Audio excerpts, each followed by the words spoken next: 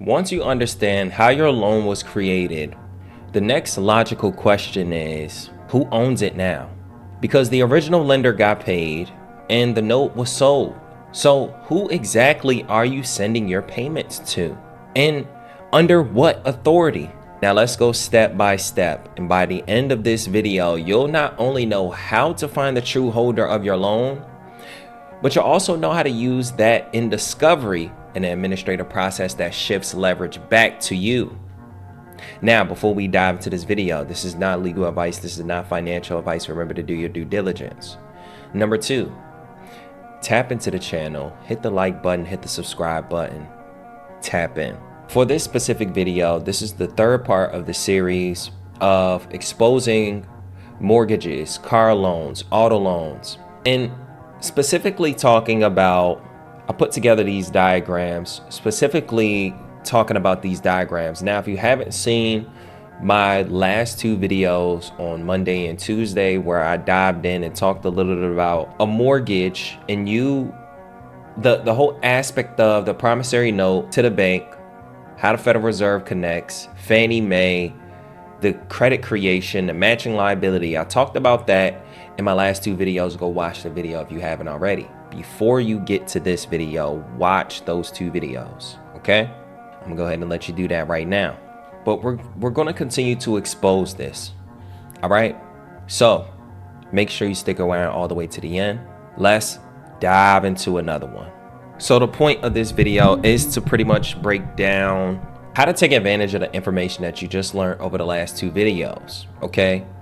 We understand that you sign a promissory note. That promissory note is an asset that gets deposited by the bank. The bank keeps this asset, creates a $300 credit, very similar to store credit. It's not real money. And they wire that into a accounting system, a bank's ledger. That bank ledger then gets converted to the seller. Okay, the seller gets the $300,000 credit. This asset still gets in circulation. It gets cleared through the Federal Reserve. And I explained this in my last 2 videos. Go watch those if you haven't. But we're going to talk about what to do once you know this information, how to be able to find out if your loan has been securitized, and how to be able to challenge them and win in court. Again, this is not legal advice, so let's dive into it. All right. So let's just talk about the ownership illusion.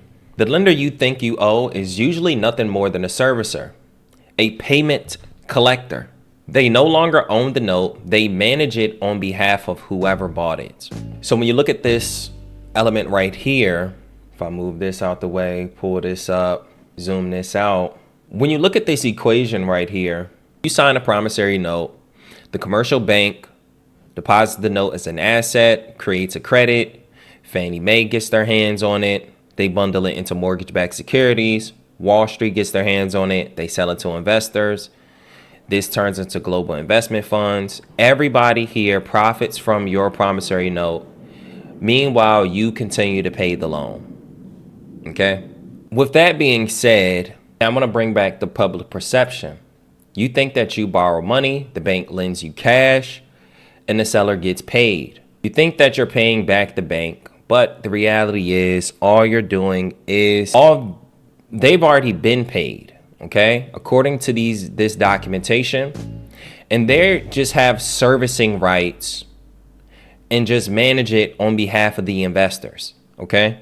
So if anything, you can easily flip the script. Well, I won't say you can easily do it, but you want to really flip the script and make it so that they can prove they are not in authority to collect on the debt, and make the investors come after you if that's what the investors want. But if investors already made money off of it, they wouldn't even care to do the servicing, if that makes sense.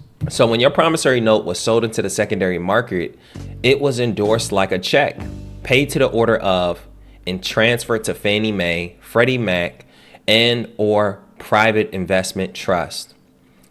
That trust, not your bank, now owns the beneficial interest on your loan, a trust beyond the bank. The servicer, for example, Chase, Wells Fargo, Bank of America, is just the middleman collecting payments and forwarding them to the investors. But here's the problem. In most cases, the servicer can't produce the original wet ink note or prove they have the chain of title, which is required by law to enforce payments. Under UCC 3-309 and UCC 3-501, if you can't show the original contract, you have no standing to collect on the debt. 3-309, UCC 3-305. UCC 3-501, presentment. Presentment means a demand made on or behalf of a person entitled to enforce. It's a demand, so it's a requirement for them to adhere to your demands.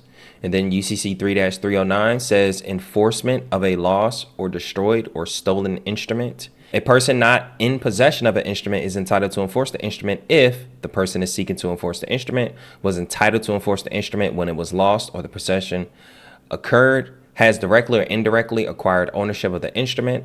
The loss of the possession was not a result of a transfer by a person or a lawful seizure. You guys can read. Moving on. How to find out who really owns your loan. Now, here's the investigative process. All right. What you want to do is you want to go to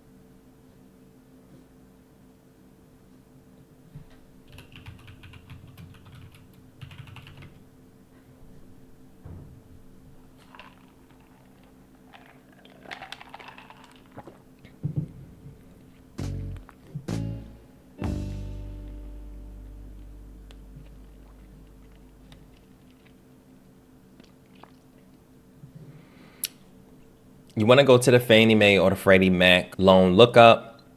I try to look this up. They try to make it hard for you to find, but if you just Google Freddie Mac or Fannie Mae loan lookup, you'll be able to find it. But it's a loan lookup tool, and you can essentially look up your property here. And if it is found on this website, then it is 100% securitized. That means that your note was sold, pulled, traded, and the lender on your statement is not the legal owner, okay? Because when you go back to this right here, once it goes to Fannie Mae, Freddie Mac, it is securitized because it's not like Fannie Mae or Freddie Mac are loaning you money, okay? Another thing that you can do is you can search the SEC, okay? The Securities and Exchange Commission database. You can go to the sec.gov, the Edgar, and you can search the filings. You can put the company's name, whether it's a trust or mortgage-backed security. So that you're gonna put your servicer's name. Let's just say I'm just gonna put BOA plus. I'm just gonna put MBS, but you will put mortgage-backed securities. Okay. You want to look for filings titled pooling and servicing agreements, PSAs, trust prospective settlements. Inside these filings, you'll see the trust name, the QSIP number, the closing date, when your note entered the trust. That's the true owner, the investor pool holding your debt as a security. And number 3, you can pull your county recorder's office documents. You can request the assignment of deed of trust or mortgage transfer, and you'll often find multiple assignments, each one showing a transfer, proof of your note that has changed hands. If the last assignment doesn't list your servicer as the holder, they are collecting without ownership rights. So I just gave you guys 3 ways to find out who really owns your loan. Number 1 is going to be through Freddie or Fannie Mae lookup. Number 2 is going to be on SEC. Or number 3, you can request the assignment of deed of trust or mortgage transfer from your county recorder's office. All right. Now, let's talk about the administrative process, because I think that this is the most important part of this video, because obviously finding it is you finding out the proof. Okay, understand the last 2 videos is understanding what's happening so that you will take action and not think that I'm blowing smoke. Okay, the reality is that you can still know how to do this, but if you don't know how to proceed, the procedures of it, it doesn't really matter. So let's just break down the procedures. Remember, This entire breakdown coaching courses is all in my school community. So if you are not a person that can't watch this video, tap into the school community. I put breakdowns in the video and will more than likely create a lesson plan and a breakdown for this too. Okay. Not only is this for mortgages, but this is also for auto loans. This is also for credit cards. You can also it's obviously much easier when you are dealing with things that are connected to collateral, like a home or a vehicle. And when I say easy, I'm saying like that tangible asset can be challenged much easier versus like utility bill or something like that. I'm not gonna say it's much easier, but it's more understanding. It helps you understand. Okay. So let's talk about the administrative process. This is where you apply this information strategically and not emotionally. I want you to move like a creditor and not a complainer. You don't fight the system by arguing, you challenge it through the due process. So step 1, demand for validation. I don't care what it is, mortgage, auto loan, credit card, demand for validation. Okay. I'm not saying that this is what's going to work, but this is a part of the process. Okay.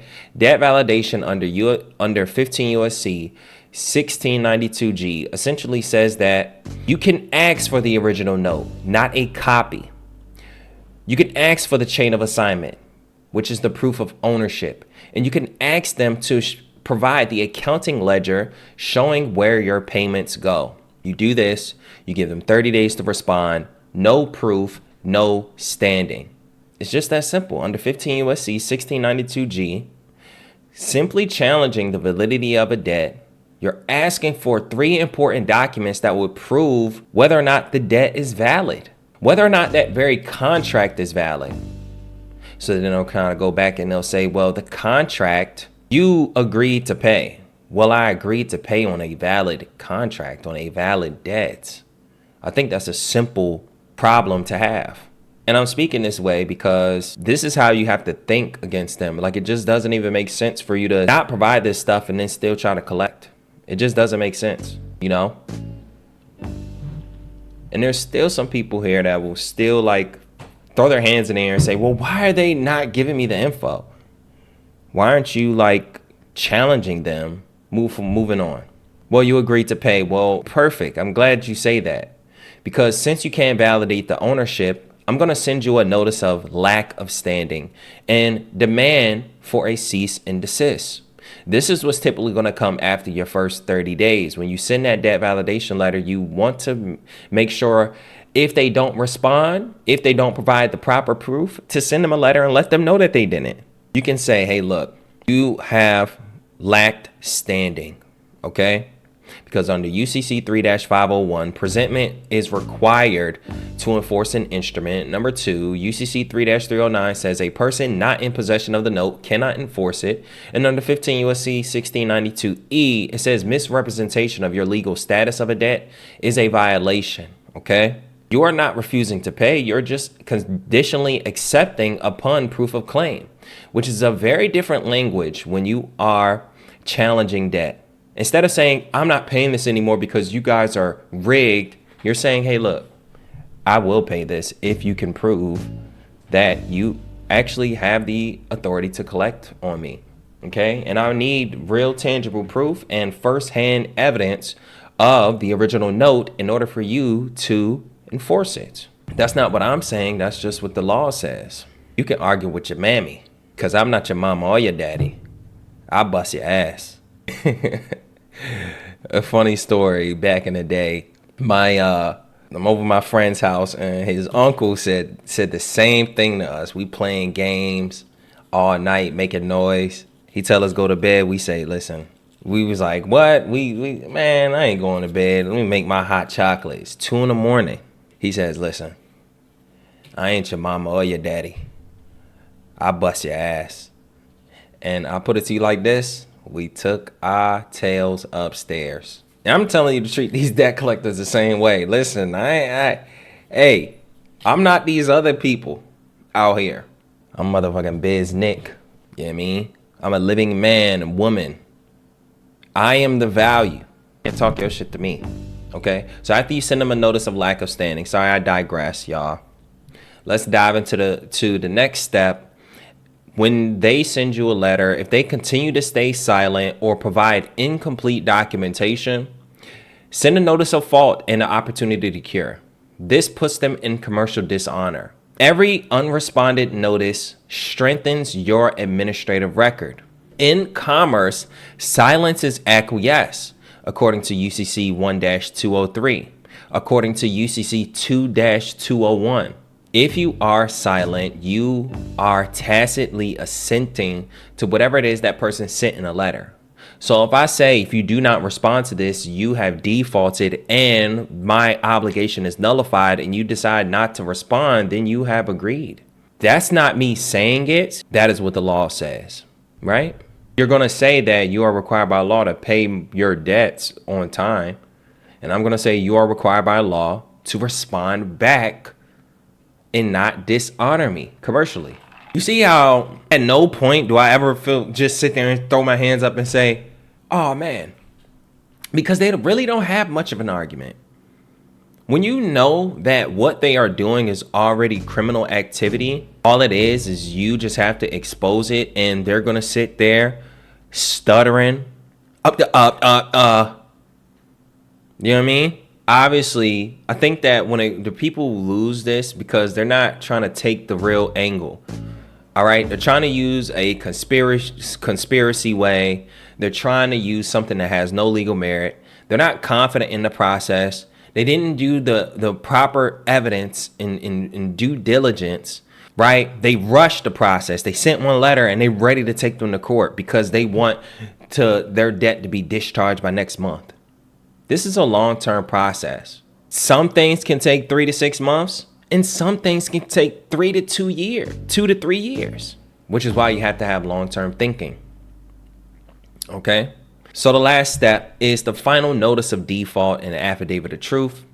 If they still don't respond with proper documentation after you reached out to them to validate debt, after you put them on notice about their lack of standing, after you've given them the opportunity to cure, that's literally 3 times you reached out to them about your specific issue. They continue to ignore, not respond, commercially dishonor you, send improper documentation. And when I say improper documentation, that means that you didn't send a chain of assignment. You didn't send the documentation that I asked for. All right. You then want to send a final notice of default and finalize your record with an affidavit of truth. Okay. This would declare that they failed to prove ownership. They failed to violate disclosures and debt collection laws. And you have fulfilled your due diligence in good faith. Now, you hold the record of truth. The paper trail that shows the servicer is operating without authority. So here's the power of the paper trail. Everything in commerce is about record, not emotion. I talk to people all the time that say, well, I try to send it to them and they just never respond. Why are they not responding? Because you're emotional. They're not responding because you didn't enforce it. That's literally it. Okay. They're not responding because you still are in a permission state. You're not demanding. If they don't respond, that means that you are winning. That means that they can't respond. I mean, think about it. When you can't respond, what does that mean for you? You don't know what to respond with. You don't know how to respond. You're going to lose. So don't get emotional. Get excited. When they don't respond, that is just making your case better. You just have to be consistent. So you're not shouting fraud. These guys are frauds. Come on, you got to be better than that. You're hardworking, sincere, but you got to say more than they are a fraud. You got to document their failure to prove a claim. In my Jim Rohn voice. This administrator, oh, sorry, y'all, I love Jim Rohn. Yo, he just made me break character. Just reminded me of something that he said, yo. I swear. Sorry, y'all. I'm just having some fun today, man. But the administrative process creates a prima facie evidence, meaning it stands as truth unless rebutted.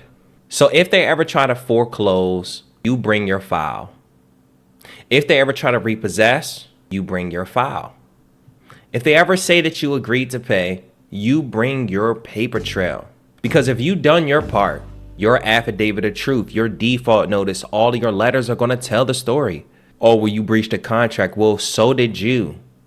I didn't breach the contract. I actually tried to fulfill and satisfy my contract, and you didn't do your duty to make sure that I did. If you truly wanted me to perform, you wouldn't be moving with emotion and saying you should just pay. You would actually be giving me the proofs and evidence, the records that I asked for, so we can continue to do business. It's that simple. So why are you making this hard? Is it because you're a criminal? That's exactly why. Okay? Your affidavit, your notices, and certified mail receipts become your defense and leverage. This is why I tell you to do this. This is why I tell you to not focus on these different methods and not obsess over becoming a sovereign citizen and creating a private trust and all of these things. Because if you don't even simply know how to send a debt validation letter, keep your records, and take a company to court, it doesn't matter if you have a trust. I'm gonna keep it $150 with you. Okay?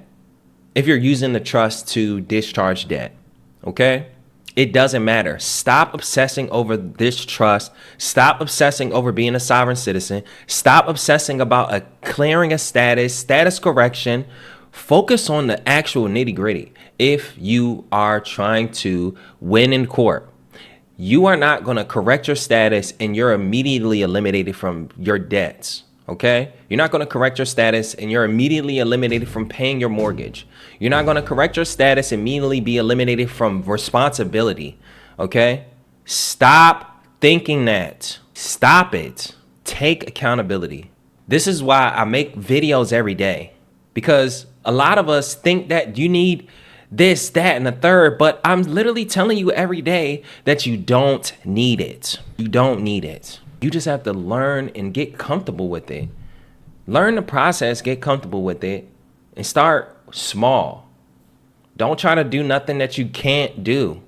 I've heard some people who don't even know a simple debt validation letter trying to take their mortgage company to court, and you didn't even send a debt validation letter. You are still complaining about them not responding. Why are you trying to take them to court if you didn't even know how to build evidence? You didn't even know how important the evidence is for your case. You didn't even know how to substantiate your evidence. So stop rushing the process. Stop trying to find a shortcut. Take the long way. All right? Because foreclosure isn't about debt. It's about standing. And they can't enforce a note that they don't legally own. That is the premise of your argument. They're standing. If they lack standing, if you find it on the SEC, you find it on Fannie Mae or Freddie Mac, if you understand this and you're able to use this information against them, you know that once it goes to Wall Street, or as a matter of fact, once they record the note as an asset and it gets cleared through the Federal Reserve, they lose standing. Okay? So here's the reality check for you and what this means for you. This isn't about getting out of paying. Stop thinking that debt discharges is getting out of paying so that you can do less work. Okay? It's going to take the same amount of energy as making money to pay your debt. Okay? It's about understanding jurisdiction and authority. Because if the bank already got paid through securitization and can't show ownership of your note, they're collecting under false pretenses, which violates 15 U.S.C. 1692E, and which also violates 18 U.S.C. 1341, which specifically talks about frauds and swindles. Your job as the living man or woman in commerce is to demand transparency, not emotionally, but lawfully. So, when you move from complaint to command, the system responds much differently. Here's what winning actually looks like. Okay? Winning isn't just running away from the system, it's mastering it. In my last video, I said you can do one or two things. You can either wag your finger at the system, get emotional, try to get away from the system, or you can learn the system with remarkable skill, master it, and actually benefit. Either way, it's going to take the same amount of energy. You just have to decide what side you want to play on. A system that you've known your entire life and just neglected to learn it, versus maybe even trying to create your own system. And then if you think about it, for anybody that's ever ran a business, Joining a business and creating a business is much harder. You know what I mean? The rewards are different, but it's much harder. So I say that to say, unless you're willing to create a new system, master this one that you're in. Once you master this one, learn from it and then create your own system. Does that make sense? You can learn from the creators and become a creator yourself. Okay? Learn from thy enemy. I don't know if that's a real quote. So here's what winning looks like. You now know who owns your loan. You built a documented record of dishonor. You removed fear because you know the process now, and you flip the script. You're the one asking questions that they can't answer. The only question that they can ask you is, why didn't you pay? But you have a multitude of reasons why you didn't pay. At that point, you've already won mentally and commercially. The fact that you now backed them into a corner and proved your point. Now that you proved your point, now it's time to win commercially. Because the real freedom isn't the debt discharge, it's debt understanding. It's full financial literacy, it's full continuity, autonomy over your finances. Not only understanding the debt aspect, but understanding the cash flow aspect and understanding the keeping and the asset aspect of it. Because once you see the structure, you can build your own. They didn't lend you money. They leveraged your signature. They then sold your promise, and now you have the blueprint to leverage their silence. This is how you reclaim authority. Not through rebellion, but through knowledge and procedure and precision. Precision. Now, go find out who really owns your loan and document everything. All right? I'm going to continue on this topic. Obviously, we're going to come back, bring this, and even dress up this topic even better in the future. But for now, this 3-part series is taking you from the beginning of a loan, whether it's a mortgage or auto loan, all the way to the end and to the point when you're challenging. And why we challenge debts, why we even challenge and use remittance and 1099, and why there are people out here really obsessing about this stuff, because the fraud that is going on behind the scenes. All right. If you gotten this far, thank you for watching the video. If you want to get the step-by-step worksheet breaking down my last 2 videos and the step-by-step guide on how to be able to challenge your mortgage, challenge your auto loans, tap into the school community down below. Okay, I have the Complete That Guide course and breakdowns from all the major questions from my YouTube videos and all the major processes in written form, and we go live Q&A on a monthly basis to answer questions, check in, and do accountability for the group. That's in the school community. We're about to reach 1,000 members.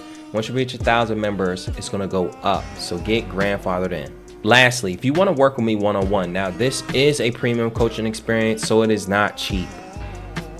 If you're looking for something cheap, tap into the school community. But let me be 100 with you. Let me be frank with you.